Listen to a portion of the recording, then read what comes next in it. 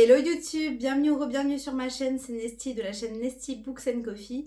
Et aujourd'hui on se retrouve pour le premier tag de la chaîne. Alors, j'ai vu ce tag sur la chaîne de l'Arche des Brumes et il s'agit en fait de donner des prix, de décerner des prix à certains livres avec des questions assez variées. Et je trouvais ça assez intéressant et surtout ça me permet de vous parler de livres que j'ai lus l'an dernier dont je n'ai pas forcément parlé parce que pour des raisons diverses et ça donne un peu plus de visibilité à certains livres. Petit disclaimer, il y a certains livres dont je vais parler qui ne m'ont pas plu du tout et je sais qu'ils ont pu plaire à d'autres.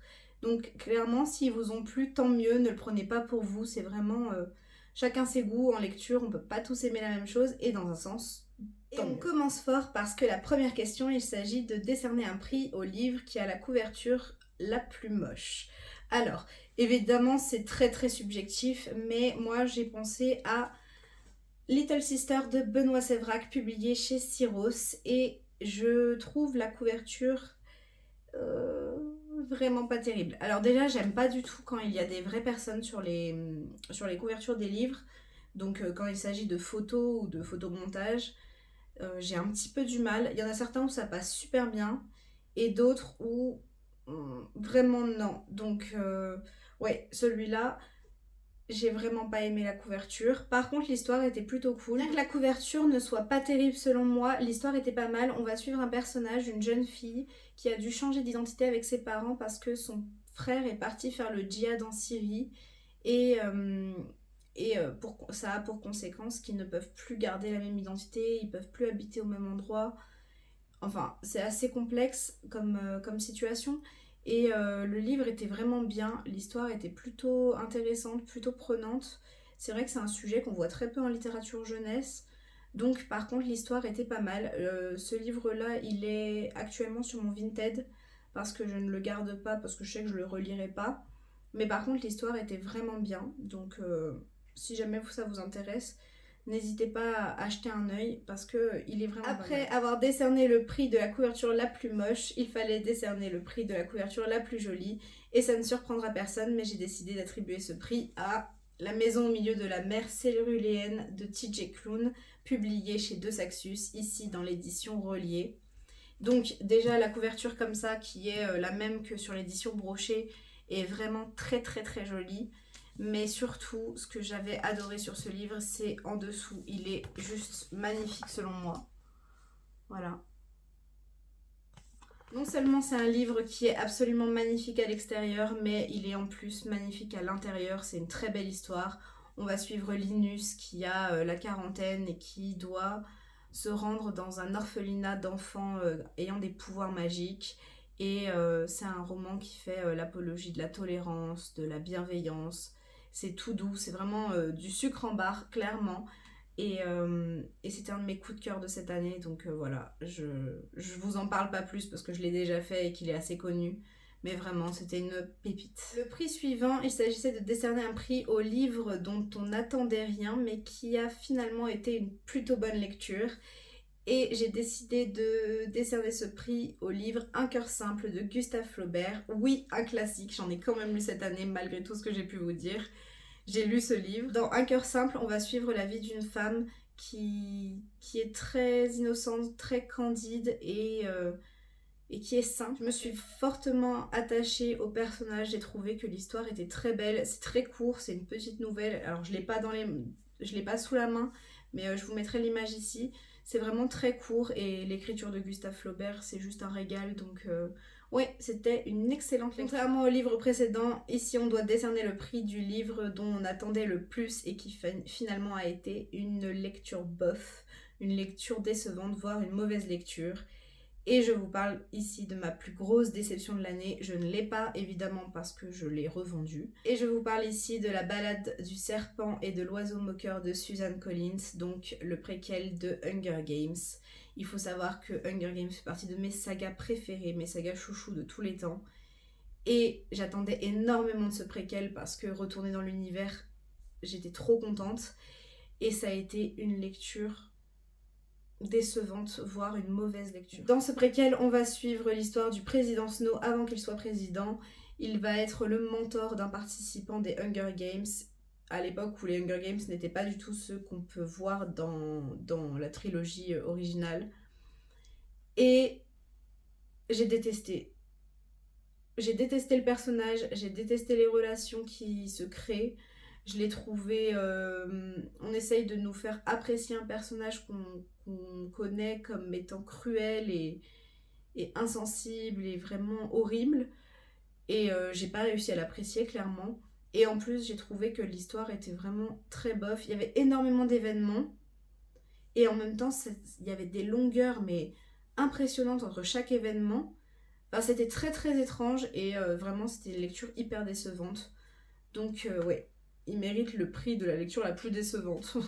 Alors que j'en attendais vraiment énormément. Le prix suivant, il s'agit du prix de la meilleure traduction et je l'attribue au livre Mes coups seront mes mots de Ibi Zoboi et Youssef Salam. Je m'excuse si je prononce mal. Et c'est publié ici chez Gallimard Jeunesse. Je ne l'ai pas lu en VO, mais il s'agit d'un roman en vers libre, donc voilà. C'est de la poésie, ça se lit très très vite. Et j'estime que, étant donné la claque que ça a été, étant donné les émotions que ça m'a fait ressentir, j'imagine que la traduction est excellente parce que traduire de la poésie, c'est pas facile, traduire des vers libres, c'est vraiment pas facile. Et réussir à transmettre autant d'émotions dans une traduction, je trouve ça incroyable. Dans cette histoire, on va suivre Amal, c'est un adolescent noir aux États-Unis qui va se faire arrêter suite à une bagarre. On ne sait pas exactement ce qui s'est passé et on va suivre ce qui se passe dans sa tête. Il est passionné de poésie, il est passionné d'art. Et on va suivre son parcours quand il est enfermé. Ce livre, alors non seulement c'est une histoire incroyable et très forte, et c'était vraiment une claque monumentale, et c'est inspiré de la vie de l'auteur. Donc Youssef Salam, il fait partie des 5 de Central Park. Donc ces 5 jeunes adolescents noirs qui ont été accusés d'un meurtre qu'ils n'avaient pas commis. Je sais que ça a été également adapté en série sur Netflix. Je vous remettrai le titre en bas de l'écran parce que je ne m'en souviens plus et que je n'ai pas vu la série, mais c'est vrai que du coup c'est une sorte de On Voice et c'était vraiment incroyable. C'est un livre qui m'a marqué et que je pense relire un jour. Franchement, trouver un livre comme ça chez Gallimard, je pensais pas. Il me semble que c'est assez loin de leur ligne éditoriale. Et franchement, oui, on en veut encore, merci Gallimard. Donc vraiment, si vous l'avez pas lu, foncez. C'est le premier livre que j'ai chroniqué sur Instagram, ça a marqué le début de tout ça. Et ouais, c'était une véritable claque. Le prix suivant, il s'agit du prix des personnages les plus détestés. Et là, je ne vais pas forcément être très originale. Je vous ai parlé de Président Snow, enfin de Snow, dans Hunger Games. Donc clairement, c'est un personnage que je continue de détester, il n'y a pas de souci. Et je veux vous parler également de Casey dans Ce qu'il nous faut retrouver. Donc Ce qu'il nous faut retrouver, c'est un livre qui a été écrit par Johan et je ne sais pas du tout comment le prononcer, donc je m'en excuse, et qui a été publié chez Lumen. Dans cette histoire, on va suivre Casey, ou Casey, je ne sais pas non plus comment ça se prononce, et Si, donc ces deux sœurs qui se retrouvent séparées. Si, elle est sur une île déserte et elle sait juste qu'elle doit retrouver sa sœur et elle fait tout pour quitter l'île. Et Casey, elle vit dans une cité au-dessus de la mer, une cité ultra moderne, ultra connectée, et on est dans un roman de science-fiction un peu dystopique. Et la couverture que je vous aurais insérée sur l'image me vendait du rêve. L'histoire avait l'air hyper intéressante. Et autant j'ai adoré le personnage de Si, mais alors Casey, j'ai détesté ce personnage. Je la trouvais insensible, je la trouvais stupide, je la trouvais irréfléchie. Vraiment, c'était un personnage qui était pour moi complètement détestable. Je sais que ce livre a plu à beaucoup, mais clairement, pour moi, c'était un calvaire à lire. J'ai vraiment détesté. Donc on alterne entre le personnage de Si et le personnage de Casey. Heureusement que Si était un personnage attachant et que j'ai aimé les relations qu'elle tissait avec certains autres personnages ou même certains... Bon, il y a un robot dans l'histoire, donc on peut pas dire un personnage, mais voilà. Et par contre, ouais, Casey, c'était infernal. Et en plus, l'histoire m'a complètement déçue. J'ai détesté la fin, donc Voilà, c'était pas une grande réussite et je pense que c'est vraiment le personnage que j'ai le plus détesté cette année. Le prix du livre le plus unique revient à Prospérine, point et la phrase sans fin de Lord Argelos, publié chez Rivka. Dans cette histoire, on va suivre Prospérine qui vit à demi-mot. Et dans cette histoire, les mots sont hyper importants. Les personnages vivent dans des pages de livres. Il s'agit d'un cozy mystery mélangé à de la fantasy. C'était incroyable. C'était une lecture assez comment dire, elle m'a beaucoup décontenancée. Et si je dis que c'est le livre le plus unique, c'est parce que tout le long de cette histoire, on a une mise en page très très très particulière, avec des jeux de mots, avec des illustrations qui sont assez impressionnantes et qui apportent énormément à l'histoire. Donc vous voyez, les mots sont... Enfin, les illustrations sont incroyables, le travail éditorial est fou, mais vraiment impressionnant. On est sur un livre qui coûte 18 €, donc je trouve que c'est assez accessible pour un livre d'une qualité, d'une si grande qualité. Et puis Rivka, c'est une petite maison d'édition, donc n'hésitez pas à les soutenir si vous pouvez, sachant qu'on les trouve plutôt facilement en librairie maintenant. Le livre le plus unique pour moi, c'était celui-ci. Et si jamais vous l'avez pas lu, foncez, c'est une expérience de lecture complètement folle.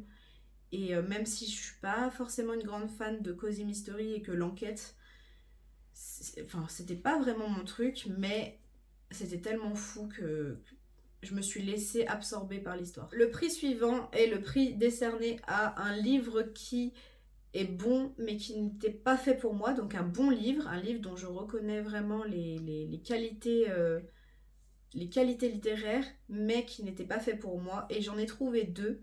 Donc pareil, je vous mettrai les couvertures sur l'écran parce que je ne les ai plus en papier. Le premier, il s'agit de Appuyer sur étoile de Sabrina Ben Salah, publié chez Sarbacane dans la collection Exprime. Dans cette histoire, on va suivre une jeune fille dont la grand-mère est tombée malade, donc la grand-mère est à l'hôpital, sauf que son rêve c'est d'escalader une montagne et de pouvoir regarder les étoiles. C'est une histoire qui est très touchante, qui est très émouvante. La plume est très jolie et très originale. On a un côté très accessible parce qu'on suit une jeune fille d'une vingtaine d'années, donc le langage n'est pas forcément ultra soutenu, et pour autant on a une certaine sensibilité, il y a vraiment des qualités d'écriture indéniables, mais moi ça ne l'a pas fait avec moi. Je ne sais pas pourquoi, je ne saurais pas l'expliquer, mais j'ai pas réussi à rentrer dans l'histoire, j'ai pas réussi à m'attacher spécialement au personnage. Et je pense vraiment que c'est parce que l'histoire n'était pas pour moi, parce que le livre n'était pas pour moi, parce que vraiment il a des qualités que je ne peux pas nier. Donc si jamais le sujet vous intéresse, n'hésitez pas, parce que je pense qu'il peut plaire à énormément de monde, mais ça n'a pas été mon cas. J'ai également pensé à un deuxième livre, et il s'agit des Roches Rouges d'Olivier Adam, je sais pas du tout, publié dans la collection R chez Robert Laffont. Et dans cette histoire, on va suivre une femme qui fuit des violences conjugales avec son enfant, et elle va fuir avec son amant. Ils n'étaient pas du tout préparés à s'enfuir, ils n'étaient pas du tout préparés à vivre ensemble et à apprendre autant l'un de l'autre et à devoir se supporter. C'est une histoire pareille qui était très touchante, qui était très particulière aussi dans sa plume. On a comment dire, le langage est assez cru. Alors pas dans le sens vulgaire, hein, mais on passe pas par 4000 chemins, il y a vraiment une force dans les mots. Mais comme pour le précédent, ça ne l'a pas du tout fait avec moi, j'ai pas réussi à m'attacher au personnage, alors que c'est vraiment des sujets qui m'intéressent et qui me bousculent en général. Par exemple, sur le sujet des violences conjugales, j'ai pu lire Jamais plus de Colleen Hoover, donc je sais que je peux être vraiment très très touchée par ce genre de sujet. Mais dans ce cas-là, ça l'a pas fait et ça a été un petit peu compliqué. C'est un livre qui se lit par contre très très vite et qui se lit très bien, donc je continue de le recommander. Actuellement, j'ai plus mon exemplaire, c'est ma meilleure amie qui l'a et je sais que je le garderai pas et que si elle veut le garder, elle pourra. Mais oui, ça l'a pas fait avec moi. Par contre, je pense que je lirai d'autres livres de l'auteur parce que il faut que j'essaye. Il faut que je vois si vraiment j'ai un problème avec la plume de l'auteur ou si je suis insensible à l'auteur, ou si ça venait vraiment de ce livre-là. Je suis désolée, je me rends compte que depuis le début de la vidéo, j'arrête pas de parler avec les mains. C'est une catastrophe, je sais pas pourquoi, mais je m'en excuse. Si jamais ça vous perturbe, je m'en excuse vraiment. Au pire, coupez l'image, écoutez juste ma voix, et encore, c'est pas forcément le plus agréable non plus, mais oui, je suis vraiment désolée. Pour la catégorie suivante, il s'agissait de décerner un prix à mon nouvel auteur favori, et j'en ai choisi quelques-uns. Je sais pas si on peut dire mon nouvel auteur favori ou ma nouvelle autrice favorite, parce que je n'ai pas forcément lu tout ce que l'auteur a fait, mais j'ai hâte de découvrir davantage. Dans un premier temps, je peux citer J. Christophe, donc j'ai lu que Nevernight jusqu'à maintenant, et j'ai d'autres livres de l'auteur dans ma bibliothèque, et j'ai l'intégralité des Nevernight, mais vu la plume de l'auteur dans Nevernight, le premier tome, et après ma rencontre avec l'auteur à la fin de l'année dernière, vraiment, je pense que c'est un auteur chouchou, que c'est un auteur dont je vais vraiment aimer le travail parce que j'adore son humour, j'adore son côté piquant, son côté cynique, l'humour noir qui se dégage des livres. Enfin, en tout cas, dans Nevernight, c'était le cas. Et ouais, je pense qu'on peut dire que c'est un nouvel auteur favori. Je sais qu'il ne fait pas l'unanimité, mais je rentrerai pas dans le débat ici. Mais en tout cas, moi j'ai adoré Nevernight et j'espère que ça se confirmera dans la suite et dans les autres livres de l'auteur. Une autrice que j'ai adoré découvrir cette année et dont j'ai lu quand même un certain nombre de livres maintenant et dont j'ai d'autres livres dans ma palle. Il s'agit de Sarah J. Maas. On en a entendu parler, elle a fait le tour des réseaux sociaux, elle est très connue et elle n'a pas besoin de moi pour être encensée, clairement. Mais j'ai lu l'intégralité de ACOTAR, donc ce qui est sorti jusqu'à maintenant, hein, on attend la suite avec impatience. Et que j'ai vraiment adoré, c'est ce qui m'a fait plonger dans la romantasy, c'est ce qui m'a fait plonger dans la fantasy à ce point-là. J'ai lu le premier tome de Keleana, il paraît que c'est une grosse introduction et je pense que effectivement c'est une grosse introduction, mais j'ai quand même adoré. D'ailleurs j'ai commencé le tome 2 très récemment, donc trop hâte. Et j'ai Crescent City dans ma palle, mais j'ai pas encore commencé, mais je suis sûre que je vais aimer. J'avais lu le premier chapitre et je m'étais arrêtée seulement parce que je savais que je manquais de temps et que je voulais pouvoir me concentrer dessus à 100%. Mais en tout cas, je pense que c'est une autrice que je vais continuer de suivre et que j'adore. Évidemment, je peux citer V.E. Schwab, parce que tout ce que je lis de V.E. Schwab, j'adore. Et que c'est une personne adorable et incroyable et hyper accessible alors que c'est une star dans le domaine littéraire. Et enfin, pareil, pas besoin de moi pour être connue, pas besoin de moi pour être encensée, mais Margaret Rogerson. J'ai lu Vespertine et j'ai lu Sorcery of Sound qui a été ma meilleure lecture de 2022. Il me reste An Enchantment of Ravens que j'ai dans ma bibliothèque et j'ai trop hâte. Et je sais que le préquel, enfin pas le préquel, il y a une novella qui va sortir dans l'univers de Sorcery of Sounds et j'ai tellement hâte, tellement hâte. Je pense que je vais même la lire en VO parce que j'ai pas envie d'attendre. Après, je sais pas si Big Bang a prévu ou pas de la traduire, je pense, vu le succès que ça a été pour Sorcery of Sounds. Mais ouais, Margaret Rogerson. Et puis elle est tellement chou, enfin vraiment si vous l'avez vue dans des vidéos, dans des vlogs d'autres personnes ou si vous la suivez sur les réseaux sociaux, c'est une personne qui est vraiment adorable quoi. Et ouais, trop hâte de lire la suite. Dans la catégorie suivante, il s'agissait de décerner un prix au livre qui m'a rendu foi en l'humanité. Si je fais cette tête, c'est parce que je n'ai pas lu de livres vraiment qui m'ont donné cette impression de me redonner foi en l'humanité. Je trouve que c'est un peu fort et je pense que ouais, j'ai pas eu de livre qui m'a fait cet effet-là. Après cette année, j'ai quand même lu un livre qui m'a donné de l'espoir, mais c'est plus d'un point de vue personnel. Et il s'agit de The Kiss Caution de Hélène Hoang, pardon, chez Hugo Roman, qui ne publie toujours pas les autres romans de l'autrice. Dans cette histoire, on va suivre une jeune fille qui est atteinte du syndrome d'Asperger, donc elle est autiste et c'est une romance, donc elle va rencontrer quelqu'un. Et pourquoi je parle de ce livre dans la catégorie le livre qui m'a redonné foi en l'humanité, c'est que parfois j'ai l'impression que la tolérance et que l'acceptation et le respect des personnes différentes est vraiment pas possible. On dirait que le monde, des fois, ça va de plus en plus mal. Et ce livre-là, c'est un petit message d'espoir pour les personnes différentes, donc pour les personnes autistes, et c'est pour ça que je vous disais que c'est un côté très personnel, c'est parce que je me sens concernée, mais il est possible de rencontrer des gens bienveillants, des gens qui sont juste gentils, qui sont juste compréhensifs, et ça me donne un petit peu foi en l'humanité quand même.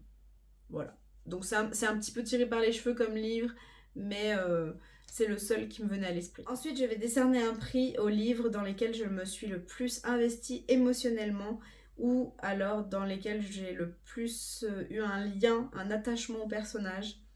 Alors, je ne vais pas reciter de livres dont j'ai déjà parlé parce que sinon ça n'a pas trop d'intérêt, mais effectivement le livre d'avant avec donc dans The Kiss Quotient, effectivement je me suis attachée énormément au personnage. Je pourrais parler d'Akotar, je pourrais parler de tout ça, mais je vais essayer de parler d'autres livres. Le premier qui m'a fait passer de la colère aux larmes, à l'espoir, à tout ce que vous voulez, il s'agit de The Hate You Give de Angie Thomas, publié ici chez Nathan. Dans ce roman, on va suivre une adolescente qui s'appelle Star et qui est noire et qui vit aux États-Unis.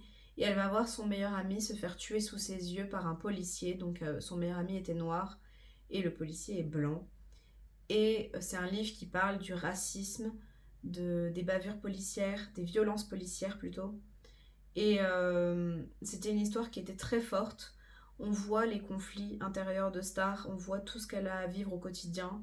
Elle vit dans un quartier, elle est très attachée à sa communauté, à sa famille, à ses racines.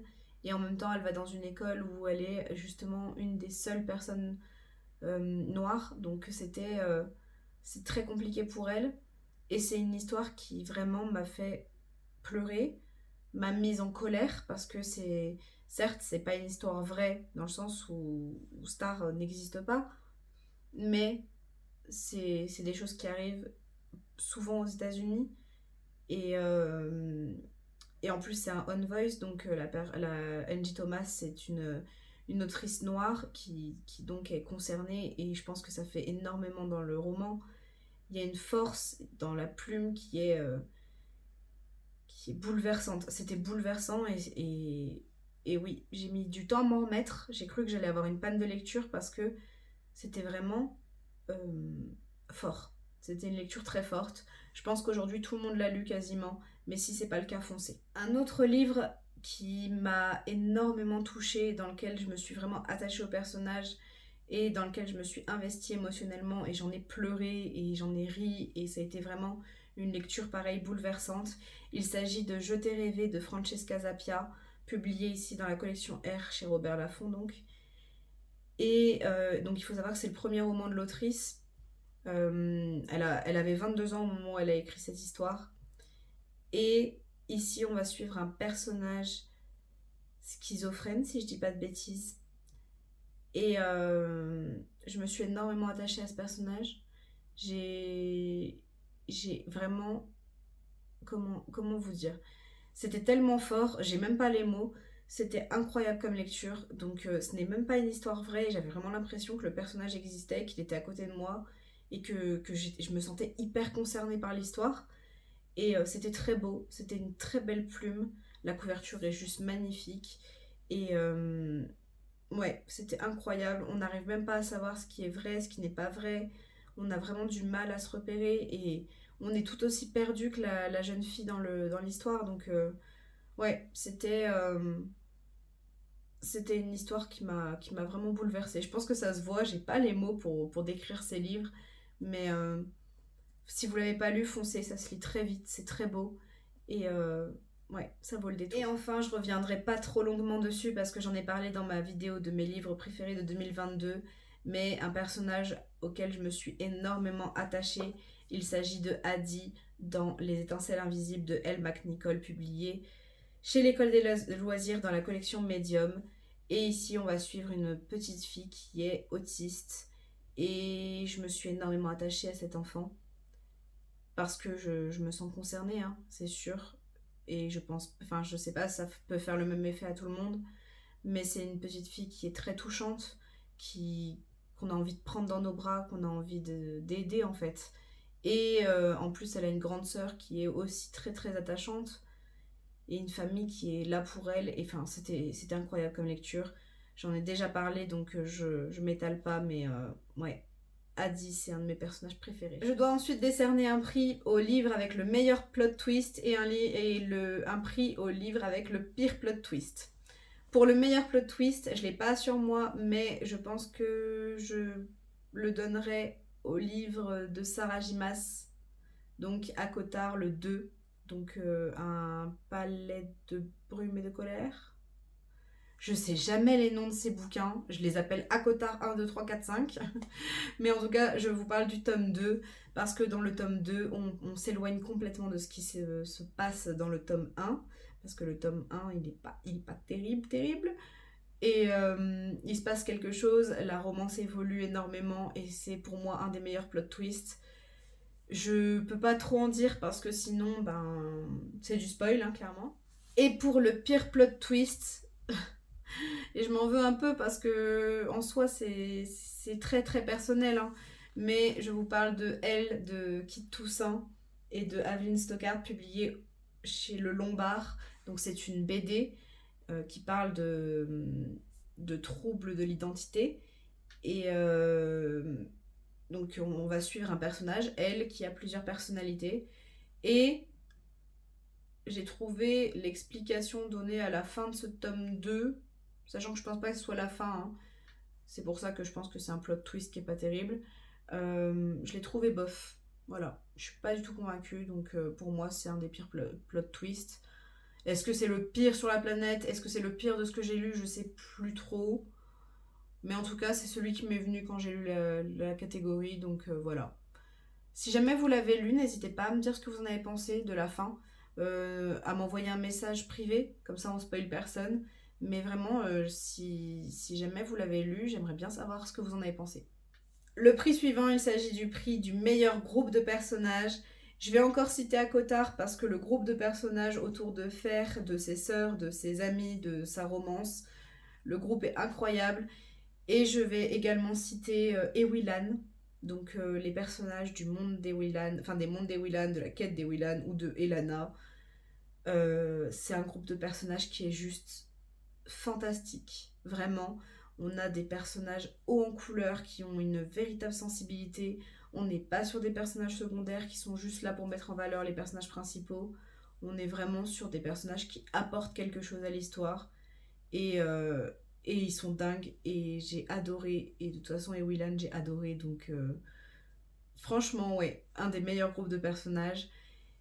Et si je devais en rajouter un comme ça sur le vif, que je n'avais pas prévu mais qui me vient en tête maintenant, je pense au personnage dans La Passeuse de mots de Alric et Jennifer Twice, publié chez Hachette. Et vraiment,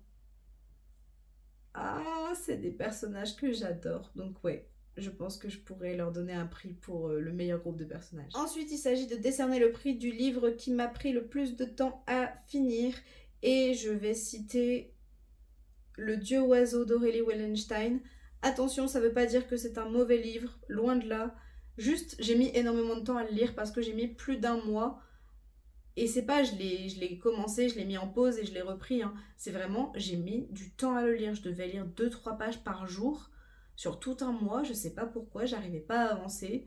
Alors que j'ai plutôt bien aimé l'histoire, hein, clairement. Donc voilà, il m'a pris énormément de temps à le lire. Je l'ai pas gardé, il est sur mon Vinted parce que je pense pas que je le relirai. Mais en tout cas, c'était une bonne histoire quand même. Mais ouais, j'ai mis vraiment du temps à le lire. Et enfin, il s'agissait de donner un prix, enfin en tout cas de citer les auteurs dont j'aimerais découvrir plus de livres. Et je vais revenir sur plusieurs auteurs dont j'ai parlé dans cette vidéo. La première autrice, il s'agit de Francesca Zappia, donc l'autrice de Je t'ai rêvé. Je viens d'avoir Elisa et ses monstres et j'ai très très hâte de le lire. Et si elle en a fait d'autres, je pense que je vais les lire parce que j'ai été vraiment marquée par ma lecture de Je t'ai rêvé. Ensuite évidemment J. Christophe parce que j'ai lu qu'un seul livre alors que je prétends que c'est un de mes auteurs favoris, donc c'est un petit peu étrange.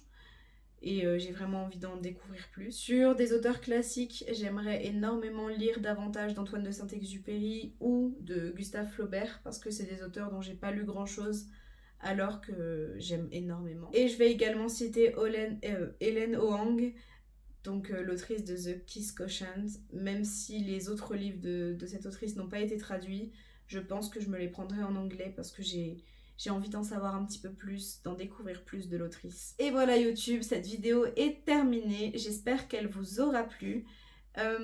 Si vous avez envie de reprendre ce tag, n'hésitez surtout pas et n'hésitez pas à m'envoyer le lien de votre vidéo ou à le commenter ou même à faire pareil vos random awards dans les commentaires. Je remercie encore énormément l'Arche des Brumes d'avoir traduit les questions et d'avoir fait ce tag parce que je l'ai trouvé super intéressant et ça permet de balayer beaucoup de lectures dont on ne parle pas forcément. Si jamais cette vidéo vous a plu, n'hésitez pas à liker, à commenter et à vous abonner. Il y a beaucoup de gens qui regardent mes vidéos à chaque fois et qui ne sont pas abonnés, donc si jamais vous avez 2 secondes pour vous abonner, c'est gratuit et ça fait vraiment vraiment vraiment plaisir, donc n'hésitez surtout pas. Moi je vous dis à bientôt pour une prochaine vidéo et d'ici là prenez soin de vous. Bye.